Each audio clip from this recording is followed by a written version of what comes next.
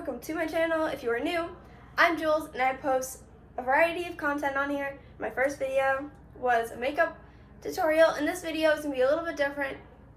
So please like, comment, and subscribe. Was it just me or did you all just hear that voice crack? Subscribe. Sounds such like a pick-me. But that's besides the point. But anyways, in this video, I'm going to be doing a little get ready with me nighttime version plus advice that I do not take myself, but I say it to my friends. So this is the advice that I say to my friends, and I sometimes don't do it or take the advice myself, even though I'm giving it. Because that's the whole point, I'm giving it, not taking it. But yeah, let's get to it. Guys, welcome to my bathroom. So, first thing I do is take off my glasses because I'm washing my face first. And the thing is, yes, I'm glad you noticed. Probably didn't. But I have glasses now for reading and staring at a computer or technology. Because apparently it's messing with something in my eyes. I saw the back of my eye the other day and add that to the traumatized list. So first thing I'm gonna just start talking randomly. So my first thing of advice, I used to give a lot of advice to people, like relationship advice, when I was like never in a relationship ever in my life. And my advice would always be like, because my friends would come up to me and they'd be like, oh, you know, this person did this person did that, and like I feel like they're using me, and I'm like, and they're all telling me like, I think this, I think that, I think this, and I'm like, yeah, but you think that, but like, have you communicated? Because a big thing about relationships that I feel like is so underrated is communication, because whenever I have friends that are venting to me about their relationship while I'm single, they always tell me, they're like, I feel like they don't listen to me, I feel like I'm unheard, and you know, I feel like this, that, blah, blah, and then I'm like, and I ask, and I'm like, have you asked them about, you know, the whole relationship? And I'm like, and the big thing about relationships that I find super important is obviously communication, because that could make or break a relationship. So, and by make or break, I mean without it, it could cause your relationship to fail, because without it, like your significant other could be cheating on you, and you think they're cheating on you, but you don't say anything, and they continue to get away with it, and you would never even know. So, like, I think that's important, and I'm not justifying the fact that your significant other could lie to you about cheating, but if you do think your significant other is cheating on you, and you think they're lying to you about it, I advise you, cheating is always a big red flag. And if you want me to make a video about red flags, go ahead, comment it, I will. Because I find red flags as a huge thing to look out for when you're getting into a relationship. I just stepped on a wet towel. I'm not okay with this. So basically, always keep communication. It will be a life breaker. Another piece of advice that I do always give people is make sure you actually know the person, like have a somewhat of a connection with them. So like you're not like, because if you don't really have a connection with someone, the relationship won't work. Like when I mean connection, I mean like you like know the person enough to be in a relationship, instead of like just going on Tinder and just like, oh, look at this person's very attractive, I'm going to ask them on a date, and then turns out you go on the date and it's a 45-year-old man. That's not what we're doing. Not to hate on Tinder, there are some actual people on Tinder that are not over age. But that's my thing. That's my view site. I do think that always be aware of your surroundings when it comes to relationships. Like, know the signs. Like, not the fact that, like, I haven't been in a lot of relationships. I am going to tell you my biggest advice is always be aware of your significant others.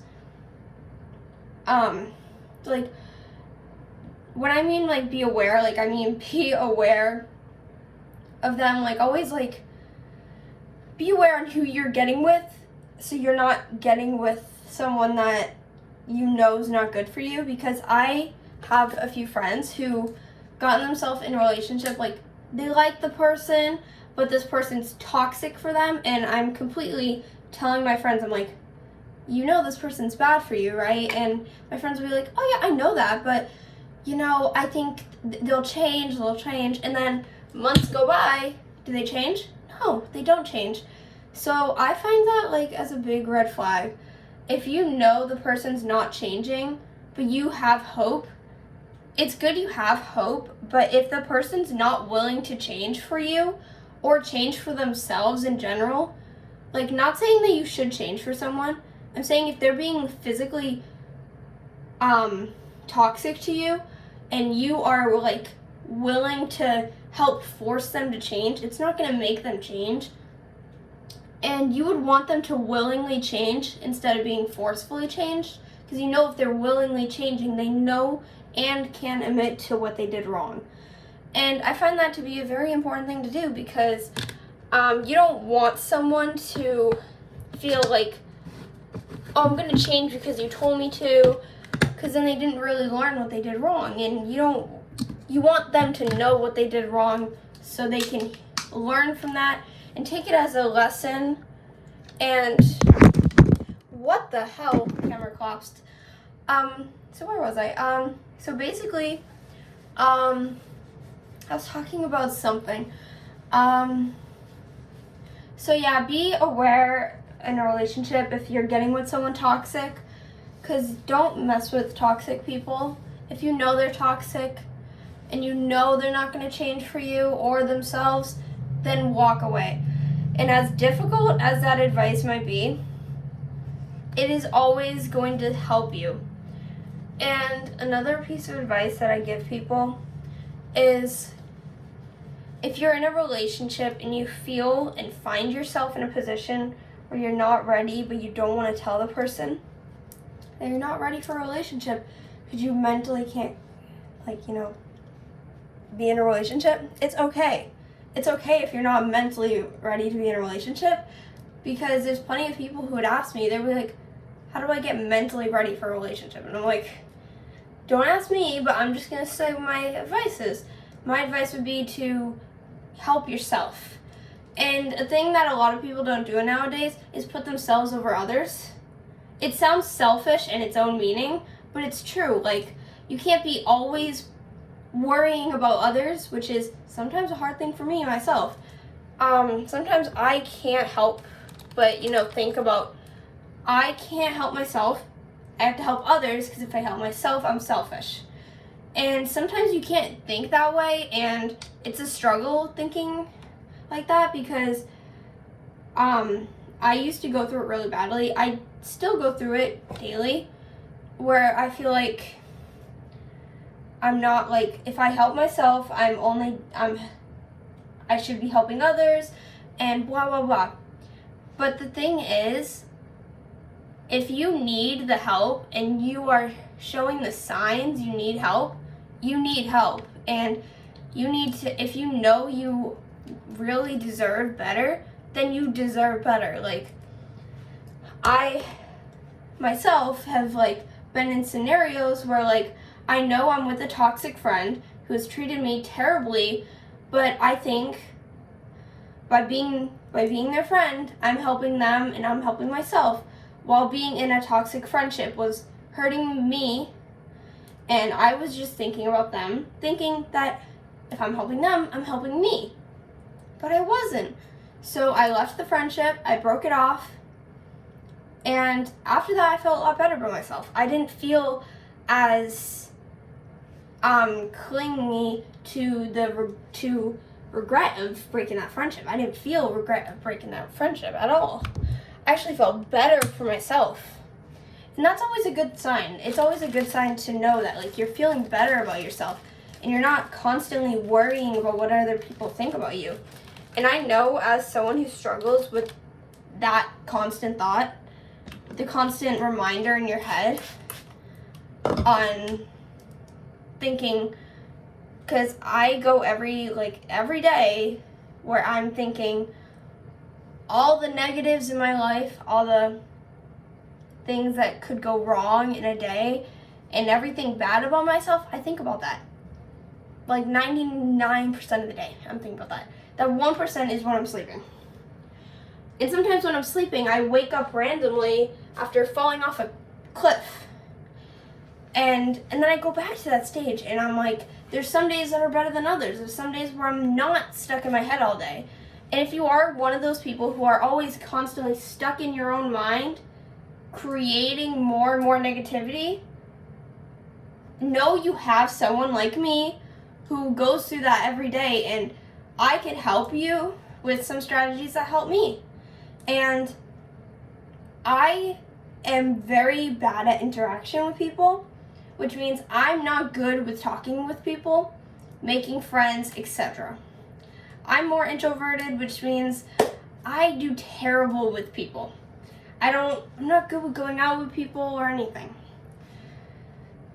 But know there is always someone who can help you. Even if you don't know it, even if you feel like, I have to go through this by myself, because there are people going through a lot worse. Knowing that phrase is true, there are people going through that worse, but that's invalidating your own feelings, invalidating your own pain you are going through deep inside. And it's invalidating how you feel, and you deserve to feel good about yourself. You shouldn't have to worry about the thoughts in your own mind that's destroying you. Because whenever I'm going through that, I feel like I'm deteriorating myself. Like, I feel like whenever I get a bad thought or any negative thoughts, like, that are wrong, and all those negative thoughts I get that are hurting me, I'm my own enemy. And anyone who goes through that knows you are your biggest enemy. And in general, you will always be your biggest enemy. No matter who you meet or whom you are with, you are your biggest enemy.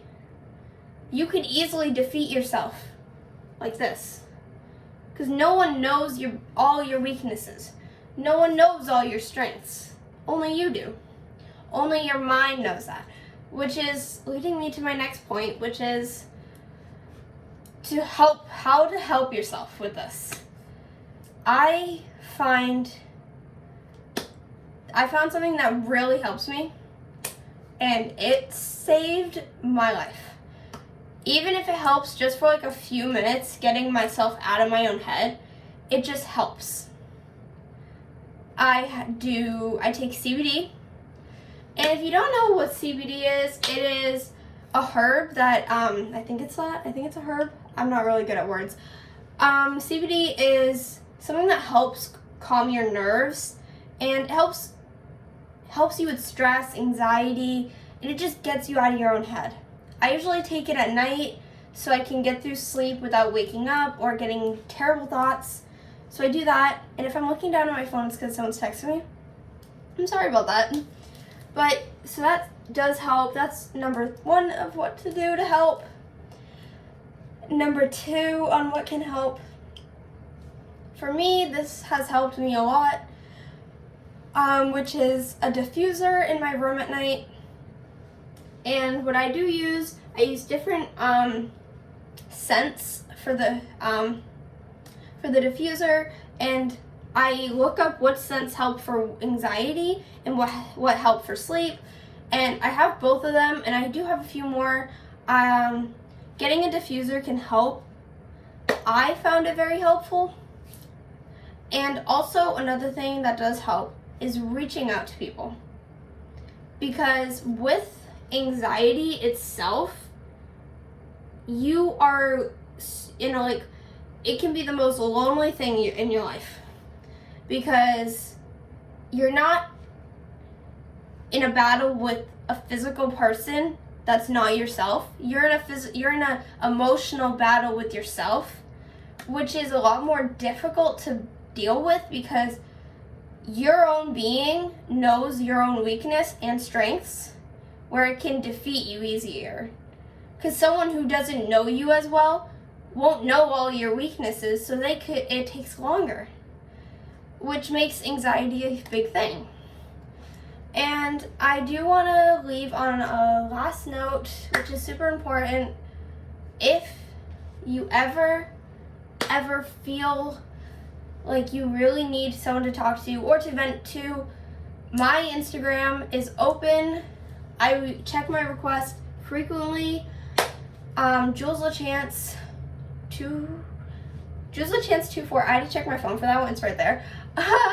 My Instagram is Jules LaChance 24. If you ever have to vent or just say all your feelings all in a bunch, I'm here to listen. I'm here to help. Message me. I am always here to help and be there for you, because you are not alone. Sometimes it can be so lonely to the point you feel like there's no one around you. But there always is. And sometimes I don't believe that myself. Sometimes I'm in my room. Sometimes I could be in a place where I have so many people who could help me, but I feel alone because no one gets it. But if you're with people who get what you feel, you'll feel so much better. You won't feel as alone or isolated, because you're not. And I want to end on that positive note. I love you all, and I'll see you in my next video.